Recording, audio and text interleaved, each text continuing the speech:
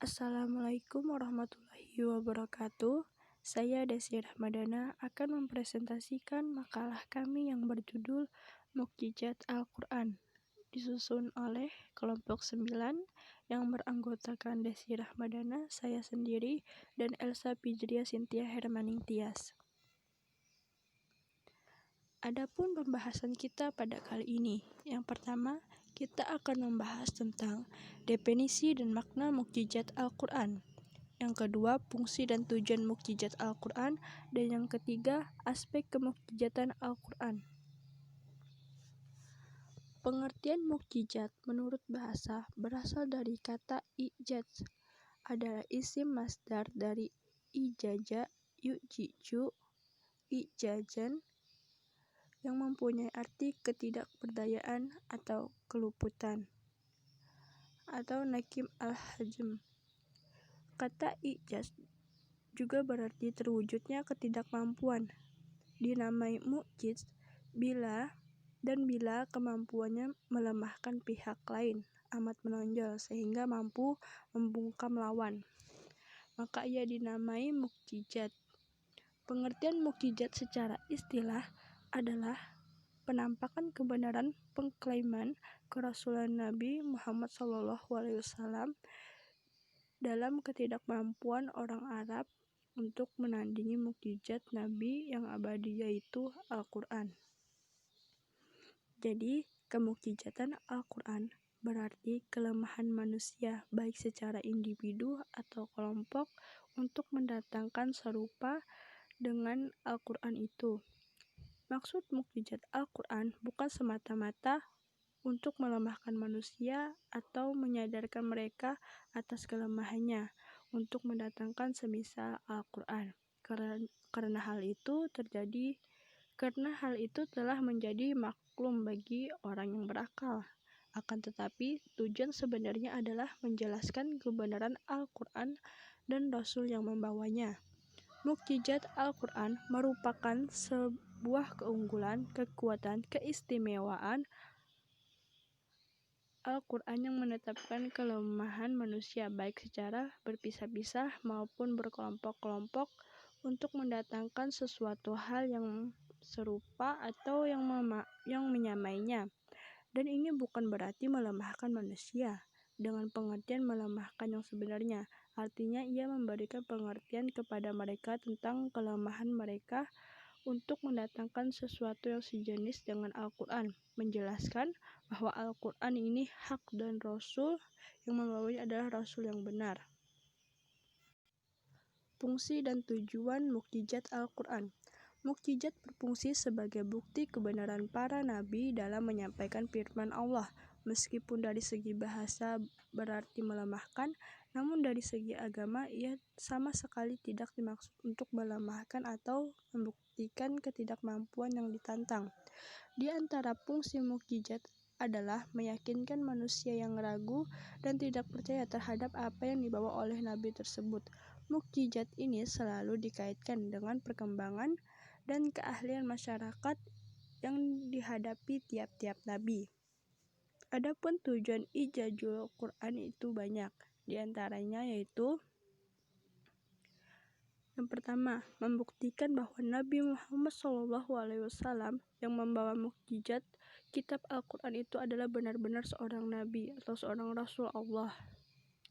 Yang kedua, membuktikan bahwa kitab Al-Quran itu adalah benar-benar wahyu Allah Subhanahu wa Ta'ala, bukan buatan malaikat Jibril dan bukan tulisan Nabi Muhammad SAW. Ketiga, menunjukkan kelemahan mutu sastra dan balaghah bahasa manusia, karena terbukti pakar-pakar pujangga sastra dan seni bahasa Arab tidak ada yang mampu mendatangkan kitab tanding yang sama seperti Al-Quran yang telah ditantang kepada mereka dalam berbagai tingkat dan bagian Al-Quran. Dan yang keempat, menunjukkan kelemahan daya upaya dan rekayasa umat manusia yang tidak sebanding dengan keangkuhan dan kesombongannya. Kemudian yang selanjutnya, aspek kemukjizatan Al-Quran. Yang pertama ada aspek bahasa atau ijaz lugawi, yang kedua aspek ilmiah atau ijaz ilmi, yang ketiga aspek penetapan hukum atau ijaz tasyri'i, dan yang keempat aspek sejarah dan pemberitaan yang gaib atau ijaz tariki. Yang pertama, aspek bahasa atau ijaz lugawi. Ijaz Al-Quran di segi bahasa ini adalah bahwa Al-Quran turun dengan bahasa yang indah lagi menawan, yang mengandung ciri khas tinggi yang tidak terdapat pada kalangan apapun dan sastra manapun di kalangan Khalifah Arab. Doktrin kemukjizatan Al-Quran tidak hanya pada isi, melainkan juga pada bentuk kesusastraan. Secara umum, terdapat pada hampir semua mahjab Islam dan telah mendapatkan suatu kedudukan dan pengakuan penting dalam berbagai bentuk penuturan dan perhatian khusus terhadap hal itu. Yang kedua, aspek ilmiah atau ijaz ilmi. Aspek lain dari kemukjizatan Al-Quran adalah isyarat-isyarat yang rumit terhadap sebagian ilmu pengetahuan alam telah disinggung Al-Quran sebelum pengetahuan itu sendiri sanggup menemukannya. Juga kemudian terbukti bahwa Al-Quran sama sekali tidak bertentangan dengan penemuan-penemuan muktakhir yang didasarkan pada penelitian ilmiah. Al-Quran adalah petunjuk bagi manusia yang isinya syarat dan ajaran-ajaran dan prinsip-prinsip hidup untuk mencapai kebahagiaan dunia akhirat. Yang ketiga, aspek penetapan hukum atau ijaz tasyri'i. Al-Quran adalah sumber ajaran yang utama dan syarat akan hukum yang mengatur kehidupan manusia dalam hubungannya dengan Allah, sesama manusia, dan semua ciptaannya. Keunggulan dan kemukjizatan Al-Quran di bidang ini karena syariat yang terdapat dalam Al-Quran adalah syariat yang sempurna dan tinggi, melebihi dari syariat-syariat yang terdapat pada kitab-kitab terdahulu. Al-Quran berisi pokok-pokok akidah, hukum, ibadah, dasar-dasar utama etika, politik, dan sosial kemasyarakatan.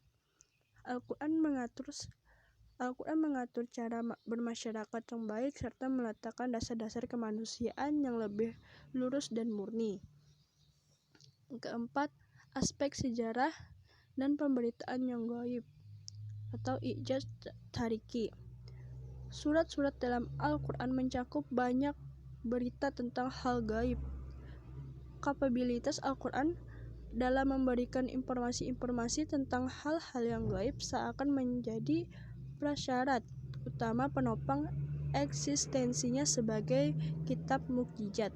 Di antaranya adalah sejarah atau kegaiban masa lampau dan berita gaib masa mendatang. Baiklah, mungkin itu saja yang dapat saya sampaikan. Terima kasih. Wassalamualaikum warahmatullahi wabarakatuh.